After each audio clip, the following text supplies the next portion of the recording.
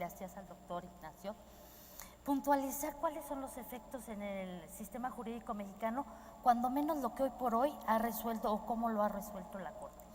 Entenderíamos que en el sistema jurídico mexicano todavía no alcanzamos ese nivel de distinguir contribuciones que tienen fines netamente tributarios para efectos de un análisis constitucional de aquellas que no lo tienen. Hacemos un análisis en el que el fin extrafiscal se convierte en un elemento adicional que puede venir a abonar en la calificación de equidad, de proporcionalidad, en el examen de constitucionalidad de una contribución, pero que no forzosamente nos va a llevar de no cumplirse ese fin a declarar su inconstitucionalidad. Hoy por hoy más bien se abona como un elemento adicional que puede justificar distintas categorías de sujetos, algunas clasificaciones, deducciones, exenciones, pero que no forzosamente el incumplimiento de ese fin que puede estar implícito o explícito por el legislador nos va a llevar a una calificación de inconstitucionalidad. Hoy por hoy se hace el examen atendiendo a los principios que regula el artículo 31 constitucional, y fines extrafiscales viene a abonar nada más un elemento, pero no todavía estamos en la posición de justificar, de no ser más allá de un principio de razonabilidad, de objetividad, estos fines extrafiscales. Muchas gracias, Gabriela. Así nos has ya llevado al tema de los criterios de justiciabilidad del uso de los fines extrafiscales, que es precisamente el siguiente tema, y el licenciado Serrano, si quiere abordar y algo por ahí quería mencionar. A propósito de lo que dijo don César Landa, se me ocurre poner un ejemplo para contestar directamente lo que preguntabas. Me interesaba mucho escuchar la opinión de los colegas. ¿Estaríamos nosotros, el pueblo, conformes con que se estimase un objeto propio ilícito de grabación el secuestro? Los recursos derivados concretamente del secuestro. Estaríamos nosotros específicamente, nosotros el pueblo, en concreto de acuerdo en que en México se estime objeto propio de grabación por impuesto sobre la renta y por IETU. Es una actividad extremadamente rentable, excitante para algunos, muy peligrosa, en fin. El robo de vehículos, el robo de autopartes, la trata de personas, yo pienso que no. En el caso de estos ejemplos, la Constitución no dice nada. La Constitución finalmente a esto no alude. En concreto, toda nuestra construcción jurisprudencial a propósito de los temas tributarios se ha hecho eso, jurisprudencialmente, para efectos de que la Constitución diga lo que la Corte dice que dice, y en esta condición, como tan anglosajonamente se ha entendido fundamentalmente desde Marshall, las cosas sean de este modo. ¿Cómo se atrapó en los Estados Unidos a Al Capone, por ejemplo? ¿Cómo en la época de la prohibición concretamente se consiguió llevar a Alcatraz, a San Quintín, a esta serie de sujetos? Por razones tributarias, pero no en concreto, hasta donde tengo yo estudiado y entendido, en razón de los pingües ingresos que resultaban concretamente del tráfico de alcohol prohibido, de la prostitución, del juego y demás, sino de actividades que eran empresariales en donde fundamentalmente se lavaba dinero. Y vamos, alguien que ya en última instancia es pillo, pues es pillo de corazón, hombre, por afición, y en el caso, ¿qué más da una mancha adicional al tigre en no pagar todos los tributos que se generen hasta por actividades lícitas? Tengo en mente, sin embargo, si no recuerdo mal, porque me di a la tarea de buscar las filmaciones de los previos congresos, muy interesantes todos, que en el antepenúltimo a un caballero de Argentina suscitó que en Argentina, en concreto, los ingresos derivados para los secuestradores del secuestro son gravables y en consecuencia, sea que lo capturen y lo procesen por el delito en sí o porque en concreto evadió al fisco. Hombre, hay que tener aquí, me parece, razonabilidad. No solo es un escenario poco probable y poco previsible, sino me parece estúpida la hipótesis de suponer que un secuestrador va a decir, sí, hoy me eché a 4 y en concreto aquí está, mira, por favor. El tema es, hay que ser razonables y eso es lo que no pasa en general con los fiscos. Acepto la responsabilidad de lo que digo, se arriesgó aquí mi querido amigo Coello en volver a subirme, acepto la responsabilidad plena de lo que digo. Hay que hacer lo que hay que hacer. En el caso concreto, en materia ambiental, que una unidad, una entidad, una fuente de producción de emisiones a la atmósfera, al agua, de ionización nuclear, de ondas eléctricas, de ondas electromagnéticas por telecomunicación, lo que ustedes quieran, produce daño a la salud pública, perjudica concretamente los bienes y recursos naturales. Ayer tú suscitabas el párrafo tercero del artículo 27 constitucional. Bueno, regúlese al respecto, establezca infracciones, en el caso medidas apropiadas para, ejerciendo las facultades gubernamentales correspondientes, resolver directamente el problema. Que existe en concreto una industria, porque lo es, de secuestro, de robo de autopartes, etcétera, etcétera, todo lo que se nos puede imaginar, de narcotráfico, por supuesto. Hombre, créense los tipos penales correspondientes, la ley contra la delincuencia organizada y los instrumentos constitucionales apropiados que sirvan para enfrentar apropiadamente la situación. No es un tributo la solución, su campo es el económico. Sí hay que atacar la economía del delito para acabar con ella, pero ¿cómo se hace? Las leyes de extinción de dominio. Perdón, creo que es interesante aquí distinguir cuando estamos en actividades que son absolutamente ilícitas. Ahí no cabe duda que en ese, pues donde hay un tipo penal, ¿verdad? Son absolutamente ilícitas, ahí no pueden gravarse las fuentes de riqueza que en su caso pudieran existir. Ya vemos que hay quien opina que sí. Es muy discutible, pero el problema es cuando tenemos actividades que tienen márgenes lícitos, como el contaminar, que hay márgenes amplios de contaminación lícita, y ahí es donde se plantea esta posibilidad de crear tributos extrafiscales donde tengan un fin de recaudatorio, pero también un fin disuasivo. Y ahí es donde entra el tema que, ¿qué sucede cuando se superan los límites? ¿Es razonable y es válido gravar a quien superó los límites o ya no se le debe gravar porque superó el límite? Diría en respuesta corta, si no hay capacidad contributiva, no es constitucional el tributo que grave específicamente eso exclusivamente. Lo decía mi querido Juan Ignacio, ¿qué revela concretamente que una fundidora de estas artesanales, hay muchas en el Estado de México, por ejemplo, me tocó defender ambientalmente a una, que tenía una buena intención de producir, pero carecían realmente de una buena economía empresarial y habían cometido una serie de tropelías que constituían infracciones? Se avinieron a la regulación, pusieron los medios de control, etcétera, etcétera, e inclusive pudimos lograr de manera perfectamente lícita que no fueran sancionados, sino que se les diera la oportunidad y mejoraron exponencialmente. ¿Qué ocurre con los que en particular, buscando producir lícitamente bienes o servicios, porque tienen una tecnología anticuada, porque en concreto no tienen los recursos apropiados, porque no saben hacer apropiadamente las cosas, no pensemos en que son unos barbajanes, contaminan? Contaminan más seguramente que la planta de Volkswagen, que es enorme, en Puebla, por ejemplo. Los vas a castigar cuando en particular, en principio, en un ejemplo así tan burdo, me queda perfectamente claro que una empresa de aquel tamaño tiene una capacidad contributiva, económica, directamente referida a su proporcionalidad, muy distinta que la fundidora, la Lupita SADCB. ¿Los vas a matar a través de un impuesto o vas a aplicar la legislación ambiental que lleve directamente a corregir el problema en forma directa?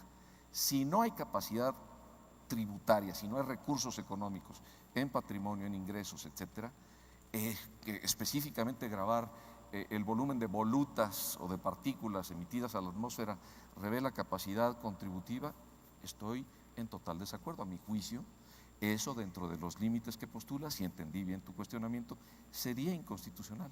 Muy interesante porque se introduce y se profundiza en el tema de estos criterios de justiciabilidad de ese tipo de contribuciones, con este ejemplo. Pero aquí yo creo que es directa y rápida la respuesta, pero al utilizar el concepto de capacidad contributiva estamos utilizando algo que es bastante ambiguo, porque yo preguntaría, ¿el impuesto sobre nóminas habría capacidad contributiva de esa empresa que está en una situación ruinosa? ¿Habría capacidad contributiva para pagar impuestos sobre nóminas simplemente porque paga una nómina? Depende cómo veamos la capacidad contributiva.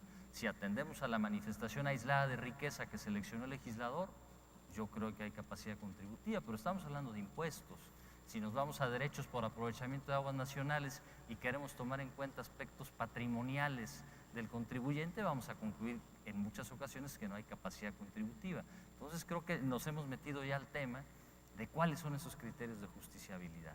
Mi querido amigo, no sé si me preguntas o me retas otra vez. A mí me parece que los impuestos sobre nómina son una plaga. Es el peor objeto, el más idiota en concreto que se puede aplicar específicamente para patrones que generamos fuentes de trabajo. Oye, por favor. Es una opinión pero en muy fin, respetable. Pero en fin, Muy mi opinión. respetable. Ese no debería ser un objeto apropiado de grabación.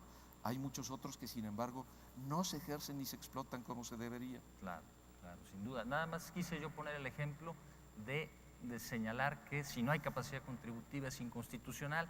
Yo creo que hay que ir viendo la naturaleza de cada tributo y ver en dónde se va a valorar más la capacidad contributiva. Pero bueno, entramos al tema. El doctor Juan Ignacio, ¿qué nos dice de estos criterios de justiciabilidad? Nos va a decir, son los mismos. Claro, es complicado, ¿no? Es complicado aplicar criterios de justiciabilidad a cosas que muchas veces no sabemos muy bien lo que son, ¿no? Pero en principio, claro, yo es que creo que en un tributo con fines no fiscales tenemos que mirar cuál es la finalidad. Y si se puede conseguir, yo sigo insistiendo en lo mismo, si lo que se pretende es prohibir una actividad o prohibir los efectos que produce una actividad, tenemos que ir a la sanción, no podemos ir al tributo, porque el tributo no puede tener una finalidad sancionadora. Está clarísimo. Entonces, si lo que quiere el legislador o el gobernante es corregir una actuación del particular, del ciudadano, de la empresa, ¿vale?, dañina o lesiva, tiene que recurrir a la sanción. Con lo cual, la prohibición es con sanción, ¿vale?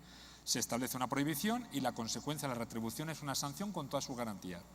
Si lo que se quiere es estimular, ¿vale?, dentro del ejercicio de una actividad se quiere estimular una conducta, entonces yo creo que sí se puede recurrir al tributo. Pero claro, estoy hablando de la perspectiva de un sistema que es el español, donde la finalidad extrafiscal no está recogida constitucionalmente, pero sí está recogida en las leyes tributarias. Se citó el primer día que en España tuvimos una ley preconstitucional, la Ley General Tributaria del año 63, que decía que el tributo tenía que tener una finalidad extrafiscal. No solamente fiscal, sino extrafiscal. Y la Ley General Tributaria actual del 2003 sigue insistiendo en que el tributo podrá servir a fines extrafiscales. Con lo cual el legislador reconoce que el tributo no solamente es un instrumento de recaudación, sino que también es un instrumento que sirve para políticas sectoriales.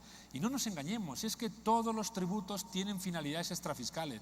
He citado antes el de la renta con las exenciones, pero todas las exenciones que recogen los tributos al final sirven a políticas extrafiscales, porque no hay tributos puramente fiscales, porque un tributo puramente fiscal podría ser incluso injusto y podría ser inequitativo y por eso inconstitucional, porque si no se adecúa a las circunstancias, me refiero en los personales, a las circunstancias personales o subjetivas del sujeto llamado a contribuir, posiblemente sería inconstitucional. Con lo cual, yo no creo que haya tributos puramente fiscales o tributos puramente extrafiscales. Pero ahora veamos la finalidad. Finalidad sancionadora, tiene que ser sanciones, no tributos. Veamos la finalidad. Finalidad estimuladora o desestimuladora de determinadas conductas puede hacerse a través de un tributo, por lo menos en nuestro sistema sí lo admite. Analizando la capacidad contributiva, yo lo he dicho antes, si creemos que es un tributo, le aplicamos los principios tributarios y buscamos la capacidad contributiva. Pero yo creo que la capacidad contributiva, sin que sea un chicle, es un concepto flexible. Claro, no podemos convertirlo en un concepto rígido, porque si no, al final solamente podríamos establecer 3 tributos. Las capacidades económicas puras y duras que se manifiestan en un sujeto. Es un concepto flexible y, en consecuencia, habría que admitir que el tributo puede gravar capacidades económicas que no son la obtención de una renta o el gasto, sino que puede ser, como decía Pigou, la contaminación, la capacidad de contaminar como medida de una capacidad económica, porque insisto que estaría relacionada directamente con la capacidad de producir, ¿de acuerdo? Con lo cual hay que ser flexibles con el criterio. Pero si entendemos que no es un tributo y es otra cosa, en España lo tendríamos solucionado, sería una prestación patrimonial. No le aplicamos los principios tributarios y serviría para la financiación del gasto público, y siempre para financiar el gasto público, por supuesto. Perdón, Juan Ignacio, y en este caso donde nos dices, no se trata de prohibir. Estamos ante una actividad contaminante lícita. Lícita. Porque hay márgenes lícitos. Lícita. Y ahí vamos a tener un tributo con la finalidad de desincentivar esa actividad contaminante. ¿Qué sucede cuando el contribuyente supera el límite lícito? No, ¿Qué no le pasa puedes con el aplicar el tributo? tributo, le tienes que sancionar. Es decir, si Ya no efectivamente puede. a ti te permiten contaminar, echar a la atmósfera una serie de kilos de, ¿vale?, o toneladas de gases. Y la autorización es para contaminar, Kioto, la autorización es para contaminar hasta un nivel. Si tú superas el nivel de contaminación permisible, el exceso será objeto de una sanción, porque has incumplido la ley, pero no puede ser objeto de un tributo. El tributo podrá agravarte la contaminación hasta el límite de lo permitido legalmente. Lo que exceda lo permitido tendrá que ser sancionado porque has realizado una conducta contraria al ordenamiento jurídico. Pero no puede llegar el legislador y decir: yo gravo con un tributo el exceso y me aprovecho del ilícito, que era lo que venías a decir antes de las conductas penalmente castigadas. Perdón, Bueno, Juan Ignacio, pero lo que estás generando es un incentivo perverso de que superemos el límite porque ya no vamos a pagar el tributo y generas inequidad. no, el tributo lo pagas hasta el límite y aparte de ahí pagas la sanción. Es distinto. No, pero ya es otro régimen totalmente diverso. No viene la expropiación, no viene, etcétera, Pero es que hay etcétera. que tomar medidas administrativas, Es no que es muy medidas fácil. Son tributarias. responsabilidades aventarse de sobre diversa todo. naturaleza, creo yo. Una cuestión es en qué grado se sigue manifestando esa fuente de riqueza que de alguna manera se está agravando, o en qué medida se da ese daño ambiental, se supera. Sí, Yo creo que se debe seguir Rafael, grabando. pero ya no me sirve el tributo, no me sirve, no me puede servir, Yo porque creo no que no puedes es utilizar el cuestión de tributo que para sirva, sancionar. es cuestión de que hay una obligación de pago, y si quitamos la obligación de pago para el que supera, hay un trato inequitativo. ¿Por qué si pagan los que están actuando lícitamente y los que actúan ilícitamente en el margen ilícito ya no pagan? Estoy de acuerdo que tiene que entrar todo el régimen sancionador. No, si lo van a pagar, pero lo van a pagar vía sanción, no lo van a pagar vía Creo que tributo. es un régimen muy diferente, pero creo que están claras las posturas. No sé, Gabriela. Postura de ellos, creo que no hay inequidad. Mientras los que llegan a un determinado límite, hasta ahí van a pagar la contribución todos. Los que excedan, pues ya serán motivo de sanción. Creo que definitivamente la naturaleza de las contribuciones no está destinada a ello. Está orientada hacia el fin extrafiscal, en este caso, de preservar el medio ambiente y elevando un poquito más a lo que sería más allá de la política fiscal, la política estatal toda vista en su conjunto. Bueno, pues ¿qué queremos? Un ambiente más limpio. Vamos a ver qué instrumentos como Estado tengo. Tengo la vía impositiva, bueno, pues voy a echar mano de esta, pero tengo también como Estado la vía coercitiva sancionatoria. Entonces, bueno, son medidas que se van complementando, pero cada una en su particular naturaleza, creo yo. Muy interesante. ¿Qué opina, don César? Claro, me pareciera más bien que el incentivo perverso sería seguir tributando más allá del límite establecido, porque ese principio de contaminador paga no tendría límites, siendo que habiendo una afectación que va más allá de lo permisible en los topes, claro, corresponde, como han dicho, medidas sancionadoras del derecho administrativo o de clausura, pero el derecho tributario en su naturaleza extrafiscal me parece que no llegaría a ese tipo ya de gradaciones, pero creo que la pregunta sigue siendo válida, ¿no? ¿Cuál es el límite, ¿no?, para establecer el desincentivo o la sanción de ciertas prácticas extrafiscales, ¿no? Pero parece ser una que el hecho ilícito lo determina el legislador, y en ese sentido yo creo que ese sería el límite, ¿no?, de una medida extrafiscal, ¿no? Es decir, a partir de lo que un hecho sea un ilícito, ya no corresponde hablar de una política de extrafiscal, ¿no? Muy interesante. Bueno, hay que aceptar estar en la minoría, no hay problema, pero simplemente precisar, yo no estoy sosteniendo que no deba operar la facultad sancionadora del Estado, pero simplemente no desconocer que se está dando la conducta agravada y no veo la razón por qué dejar de cobrar el tributo cuando se superan los límites. Pero creo que está clara la razón. Un ejemplo muy breve, te lo pongo en España para que entiendas dónde está el límite. El delito de defraudación, ¿vale?, y la regularización tributaria. En España hasta 120.000 euros de defraudación te regularizan tributariamente, es decir, hay un límite que te fija el legislador que dice hasta ese tope yo te regularizo y te cobro el tributo. A partir de ese tope desaparece la agencia tributaria, ya no te puede regularizar, ya no te puede cobrar y estás en vía penal por un delito contra la hacienda pública.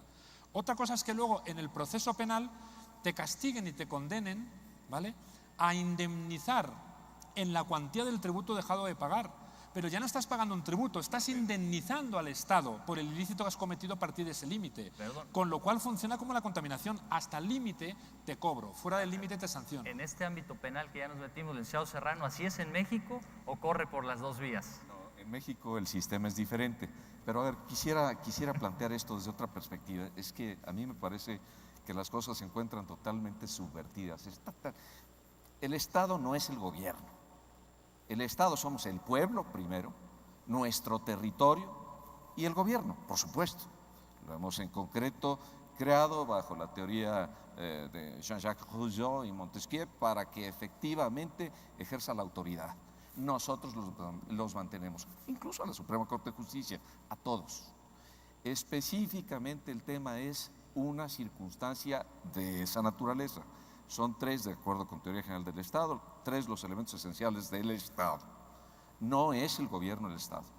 Por eso cuando concretamente todavía en el artículo 27 constitucional se estipula que la nación es la propietaria original de todos los bienes tal y cual y que la propiedad privada es una suerte de concesión, que el gobierno, representando al Estado mexicano, que no habla el artículo constitucional del Estado, habla de la nación y la nación somos nosotros.